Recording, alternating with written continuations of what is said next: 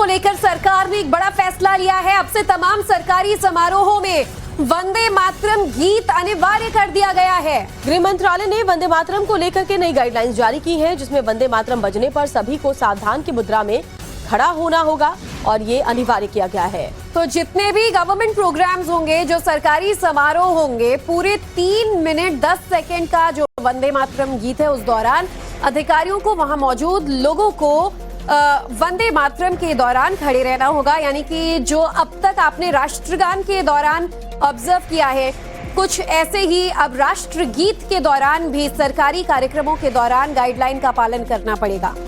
और इसको लेकर बकायदा गृह मंत्रालय ने नई गाइडलाइंस भी जारी कर दी है, जिसमें सभी सरकारी समारोहों में अब इसे अनिवार्य कर दिया गया है। रविकांत ज्यादा जानकारी को लेकर फोन लाइन पर जुड़ गए हैं। बताइए रविकांत, क्या क्या इस गाइडलाइंस में है? देखिए, केंद्रीय गृह मंत्रालय ने ये गाइडलाइंस को नोटिफाई किया है, जिसमें राष्ट्रगान और राष्ट्रगीत के समय में जो वंदे मातरम का गायन है वो होगा।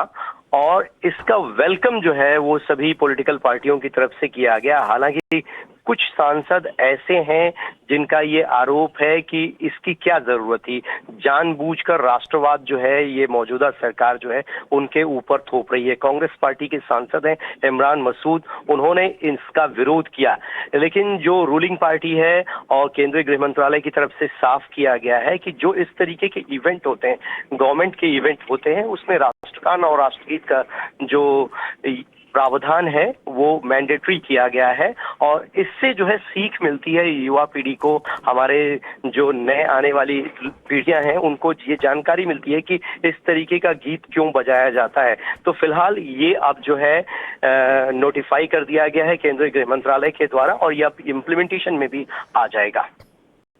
बिल्कुल, तो यानी कि अब देखिए इसे इम्प्लीमेंट भी जल्दी किया जा सकता है। देखने वाली बात ये होगी कि पहले भी कुछ धर्म विशेष खासतौर पर जो सांसद हैं या नेता, उन्होंने कहा था कि राष्ट्रगीत सुन लेंगे, लेकिन इस दौरान ना हम गाएंगे ना खड़े होंगे। देखना होगा उनका इस पूरे फैसले को लेकर क्या प्रतिक्रिया होता है।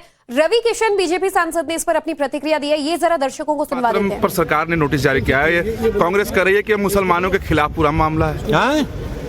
क्या कर रही है? मुसलमानों के अगेंस्ट इमरान मसूद कह रहे हैं कांग्रेस के सांसद। अरे यार, ऐसा कुछ नहीं है। युवाओं की मांग थी, जेनजी क्राउड की मांग थी, प्रधानमंत्री मोदी जी ने पूरा किया।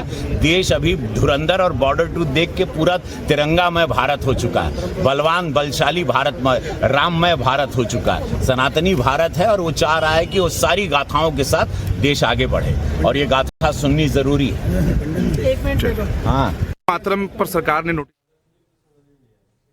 तो बीजेपी सांसद रवि किशन को आप सुन रहे थे। उनका कहना था कि जेन जी की ये मांग है और इसीलिए इस मांग को पूरा किया गया है। सरकारी समारोह में वंदे मातरम का अनिवार्य किया जाना किसी भी तरह से किसी भी धर्म के अगेंस्ट नहीं है और हर किसी को राष्ट्रगीत का सम्मान करना होगा। तो ये बड़ी खबर, गृह मंत्रालय ने इसको लेकर गाइडलाइन जारी कर दी है। 6 छंदों वाला पूरा संस्करण अब सरकारी समारोह में बजाना अनिवार्य होगा, जिसकी अवधि 3 मिनट 10 सेकंड की है और इस दौरान आपको राष्ट्रगान की तरह ही सावधान की मुद्रा में खड़े रहना होगा। तो देखिए, इससे पहले जब जब वंदे मातरम गीत बजाया जाता था तो आमतौर पर समय के लिए भी सिर्फ पहला छंद बजता था या गाया जाता था, जो 65 सेकंड की होती थी।